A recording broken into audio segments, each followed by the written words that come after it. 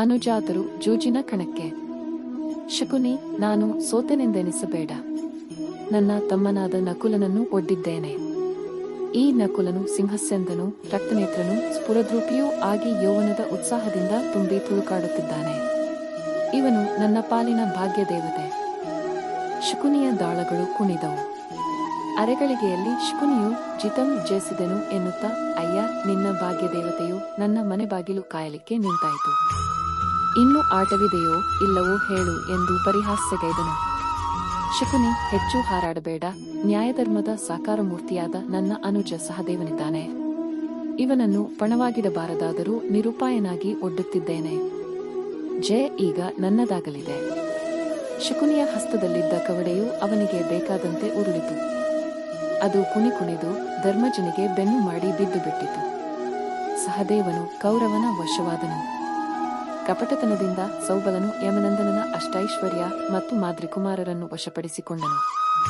ಶಕುನಿಯು, ಏನು ಧರ್ಮಜ, ಸವತಿ ಮಕ್ಕಳನ್ನು ಮಾರಿಬಿಟ್ಟೆ. ನಿನ್ನ ಸ್ವಂತ ತಾಯಿ ಕುಂತಿದೇವಿಯು ಪ್ರಸವಿಸಿದ ಇಬ್ಬರಿರುವರು. ಭೀಮ ಪಾರ್ಥರನ್ನು ಪಣವಾಗಿಟ್ಟು ನಿನ್ನ ಅದೃಷ್ಟವನ್ನು ಪರೀಕ್ಷಿಸಬಹುದು. ಮಾತೃಸುತರನ್ನು ನೀನು ಒತ್ತೆಯಾಗಿಡಲು ಹಕ್ಕುಳ್ಳವನಾದರೆ ಇನ್ನು ಇವರಿರುವರನ್ನು ಯಾಕೆ ಒತ್ತೆಯಿಡಬಾರದು? ಅವರ ಮೇಲೆ ಹೆಚ್ಚಿನ ಮೋಹವೇ? ಆ ಚುಚ್ಚುವ ನುಡಿಗಳನ್ನು ಧರ್ಮಜನಿಂದ ಸಹಿಸಲಾಗಲಿಲ್ಲ. ನಾವೈವರು ಏಕಮನಸ್ಕರಾಗಿ ಶುದ್ಧ ಚಾರಿತ್ರ್ಯ ಮತ್ತು ಪ್ರಾಮಾಣಿಕ ಹೃದಯದಿಂದಿದ್ದೇವೆ. ನಮಗೆ ಸೋಲು ಪ್ರಾಪ್ತಿಯಾದರೂ ಒಗ್ಗಟ್ಟಿದೆ. ನಮ್ಮಲ್ಲಿ ಭೇದ ಬುದ್ಧಿಯನ್ನು ಕಲ್ಪಿಸಬೇಡ. ಧರ್ಮಜನು ಅರ್ಜುನನನ್ನು ಒಡ್ಡಿದನು. ಈ ಗಾಂಡೀವಿಯು ಸದಾ ಭಗವಾನ್ ಶ್ರೀಕೃಷ್ಣನ ಅನುಗ್ರಹಕ್ಕೆ ಪಾತ್ರನಾದವನು. ಅಪಜಯವನ್ನು ಅರಿಯದವನಾದುದರಿಂದ ಇವನನ್ನು ವಿಜಯನೆಂದು ಸಂಬೋಧಿಸುತ್ತಾರೆ.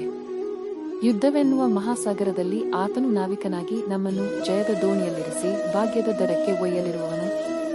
ಅದ್ವಿತೀಯ ಪರಾಕ್ರಮಿಯೂ ತೇಜಸ್ವಿಯೂ ಆದ ಗಾಂಡೀವಿಯನ್ನು ಒಡ್ಡಿದ್ದೇನೆ. ಶಕುನಿಯು ಧರ್ಮಜನ ಕಡೆ ವಕ್ರದೃಷ್ಟಿ ಬೀರಿ, ರಾಜ, ಇಂದಿನವರೆಗೆ ಅವನು ಅಜೇಯನು ಮತ್ತು ವಿಜಯನಾಗಿದ್ದಾನೆ. ಆದರೆ ಇನ್ನು ಮಾತ್ರ ಇವನ ಹೆಸರನ್ನು ಅಪಜಯ ಎನ್ನುವುದಾಗಿ ಬದಲಾಯಿಸು. ನನ್ನ ಹಸ್ತಚಳಕವನ್ನು ಎದುರಿಸಲು 1000 ಪಾರ್ಥರು ಬಂದರೂ ಶರಣಾಗಲೇಬೇಕು.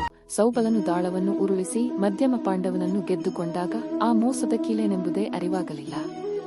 ಶಕುನಿಯಿಂದ ಮತ್ತೆ ಮೂದಲಿಕೆ ಪ್ರಾರಂಭವಾಯಿತು. ರಾಜ, ಮುಖವನ್ನು ಎತ್ತಿ ನೋಡು.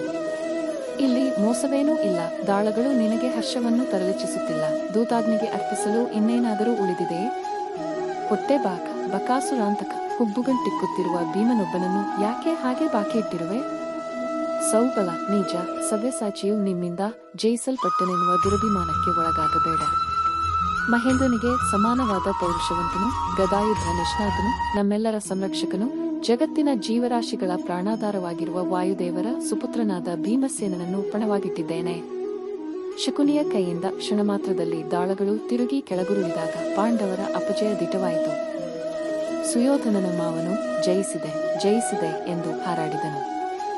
ಜನಪ, ಭೀಮಾರ್ಜುನ, ನಕುಲ, ಸಹದೇವರನ್ನು ಮತ್ತು ಪ್ರಜಾಜನರನ್ನು ಅಷ್ಟೈಶ್ವರ್ಯಗಳನ್ನು ಮಾರಿ ದ್ಯೂತವ್ಯಸನ ಮುಗಿಸಿದೆಯಾ? ಪಾಂಡವಾಗ್ರಜನಿಗೆ ಶಕುನಿಯ ಕೊಂಕು ಮಾತುಗಳನ್ನು ಸಹಿಸಲಾಗಲಿಲ್ಲ. ಗಾಂಧಾರಾಧಿಪತಿ, ವೃಥಾ ಜರೆಯಬೇಡ. ಹಲಗೆಯನ್ನು ಇನ್ನೊಮ್ಮೆ ಬಿಡಿಸಿ ದಾಳವನ್ನು ಉರುಳಿಸು. ನನ್ನನ್ನೇ ಸ್ವತಃ ಒತ್ತೆಯಾಗಿಟ್ಟುಕೊಂಡಿದ್ದೇನೆ. ಏನು ಹೇಳಲಿ? ಶಕುನಿಯ ತಾಳಕ್ಕೆ ಸರಿಯಾಗಿ ಕುಣಿಯುವ ದಾಳವು ಸ್ವತಃ ಧರ್ಮಜ ನೃಪತಿಯನ್ನು ಸೋಲಿನ ದವಡೆಗೆ ದೂಡಿತು. ಯಮಜನ ಮುಖಕಮಲ ಬಾಡಿ ಬಸವಳಿಯಿತು.